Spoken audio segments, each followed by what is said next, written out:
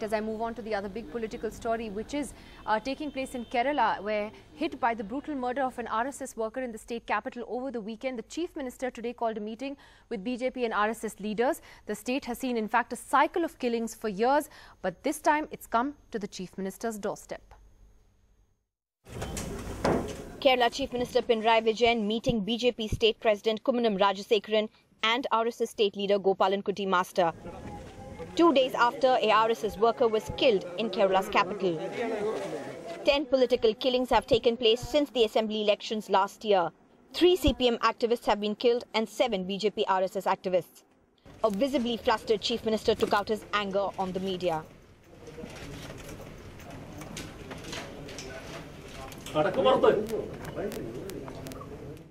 With the political tensions in the state escalating and reaching the capital, the police, however, insists that the reason for the RSS worker Rajesh's murder was personal enmity. There was some personal enmity also, but I have told as an investigator, never be under any prejudice. But the FIR copy accessed by NDTV does not mention personal enmity. It says, in a clash between DYFI BJP activists, accused 1 to 11 with an aim to kill the RSS Karyavah Rajesh, who helped BJP activists, conspired against law, disturbing the peaceful atmosphere. We demanded to have the political activity freedom. We demanded to take action against the police officials who have committed mistake. ഒരു തരത്തിലുള്ള അക്രമ സംഭവങ്ങളും ഉണ്ടാകരുത് എന്ന് പൊതുവെ തീരുമാനിച്ചു. രണ്ടു കൂട്ടരും പരസ്പരം കാര്യങ്ങൾ ചർച്ച ചെയ്യുന്ന നിലയാണ് സ്വീകരിക്കുക.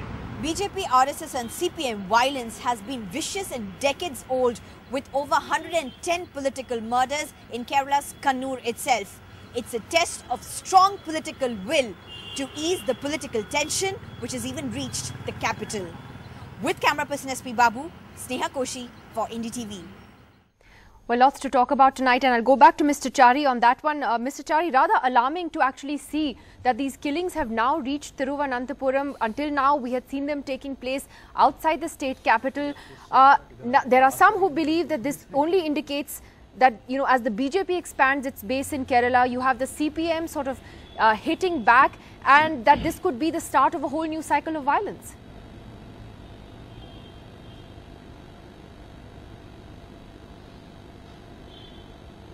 See, murder and violence against political enemies has been the game plan of the communist, Marxist for a long time. Exactly this is what they did in West Bengal when a person of Siddharth Shankar Ray's stature of the Congress party had to virtually run away from West Bengal, and all his life he could never go back and start his political career again. And the kind of violence that was let loose, I still have a copy of the Illustrated Weekly of India, which showcased how Congress leaders and Congress workers were massacred on the streets of Kolkata by communists. So this is an old trick that the communists play. This is exactly what they are doing in Kerala. They are liquidating their political opponents, the BJP and the RSS workers. A huge number of RSS workers today are from the Irava community, the lower caste, the Nair community, and so many other castes who are now slowly migrating to the BJP because they see a political future for themselves in the BJP. The Hindu society and the Hindu faith is under attack in Kerala. That is why temples have been attacked. And the Devaswam board is trying to increase its stranglehold on number of temples. And people who oppose these things, people who want to go to temples, and people who want to follow the Hindu faith are being single-handedly attacked. Now, there are Congress leaders. Mr. Chari, I just want to take what you said. Congress was ruling the Kerala, Congress was ruling there. What you said about Congress did not spare communists. You're saying Hindu society, you're saying Hindus are under attack. You're saying Hindus are under attack in Kerala. The communists are not killing the Congress workers. They are not killing the Indian Union Muslim League workers.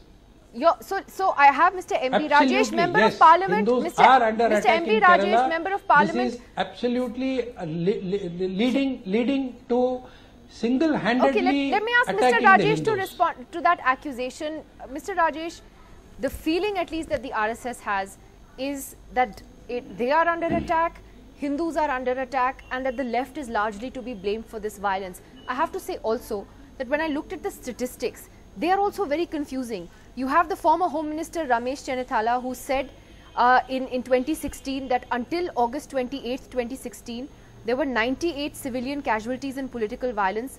51 of them were from the CPM and 34 of them were RSS or BJP. So that was what he said.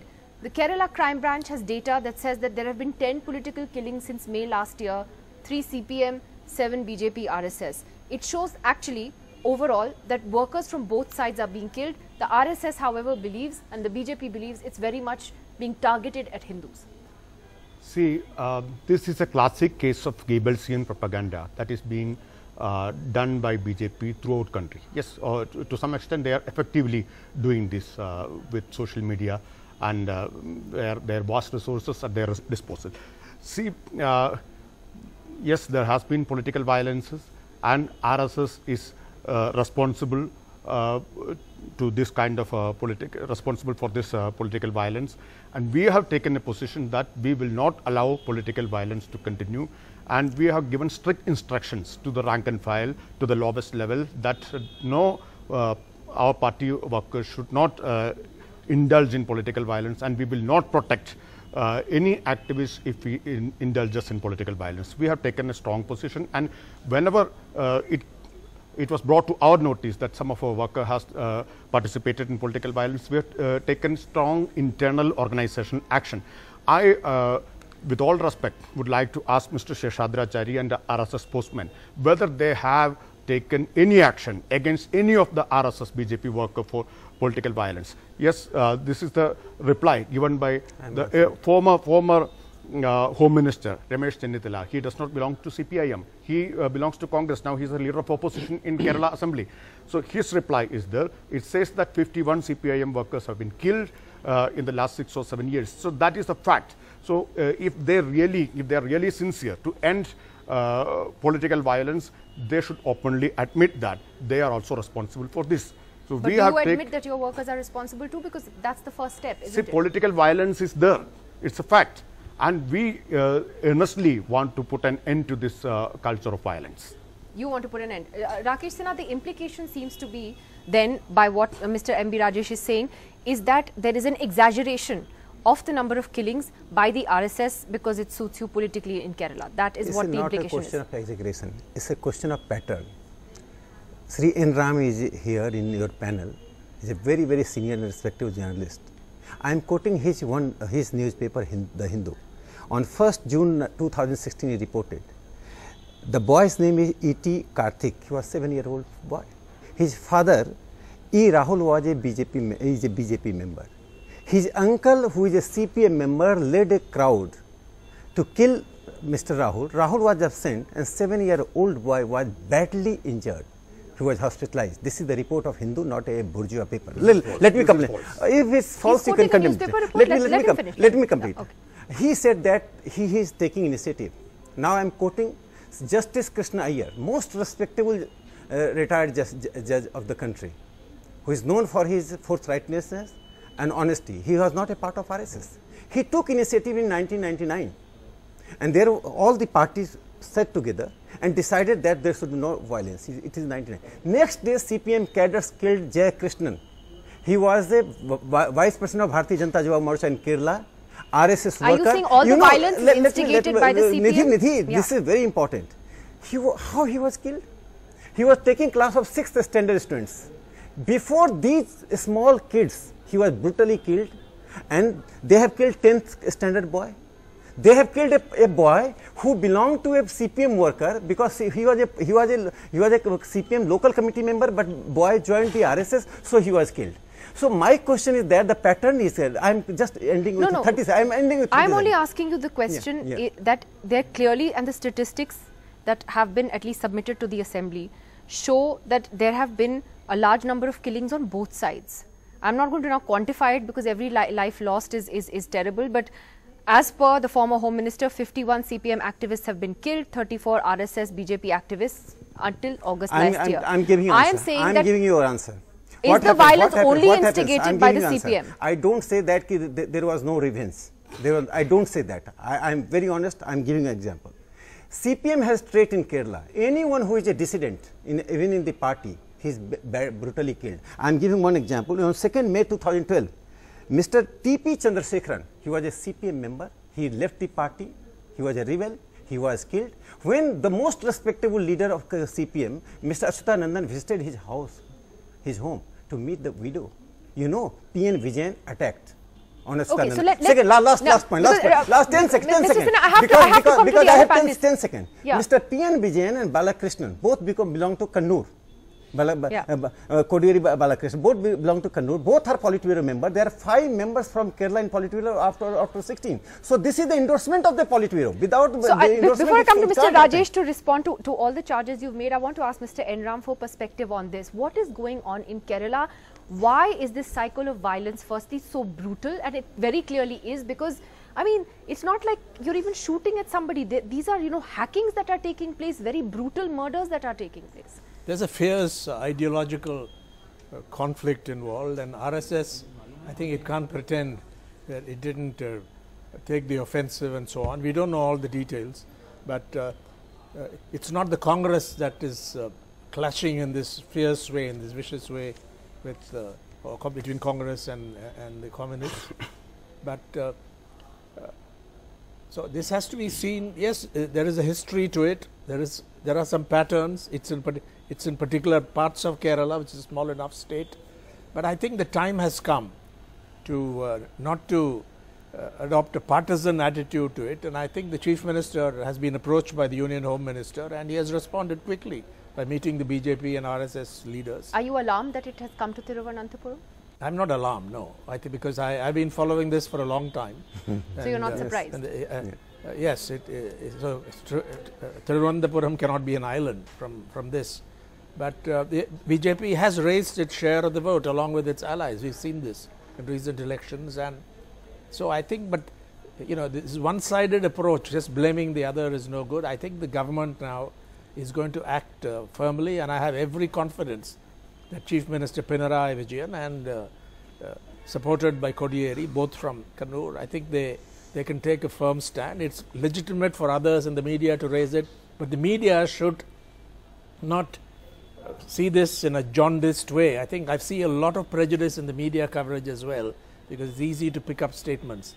This is a good example. You can investigate. This is a good case for objective investigation. I think that's a good point. I think that's a very good point that you made. And I just want to ask Pawan Khera of the Congress then that, Pawan, would you then welcome the meeting that the Chief Minister had today? There's going to be an all-party meeting as well. The fact that in various districts now you will have parties meeting to try and resolve this issue. Do you see this heading somewhere?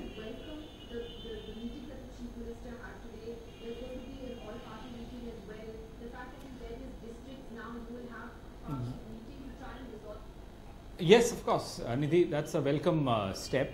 And but I completely don't understand. Is Mr. Chari in a confession mode today? In the previous program also he admitted that they were in touch with Mr. Waghela.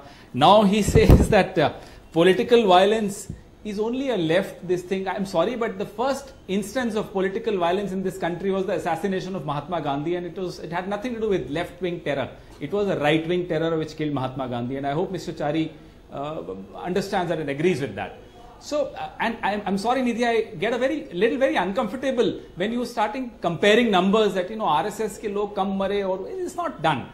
Even if it is one, this kind of political violence should have no place. No, that was only to put it into perspective, because the impression seems to have gone out that these killings are only one-sided.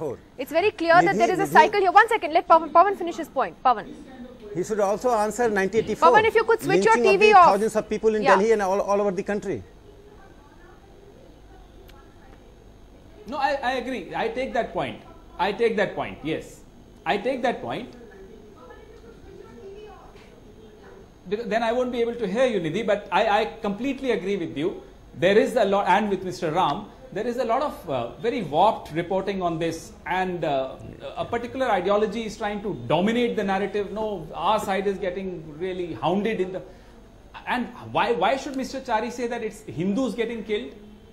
I mean, these are members of an organization, full stop. Why do you want to communalize the entire situation? Now that's where he's admitting to a larger game plan wherein they want to communalize these killings and then later reap electoral benefits out of it.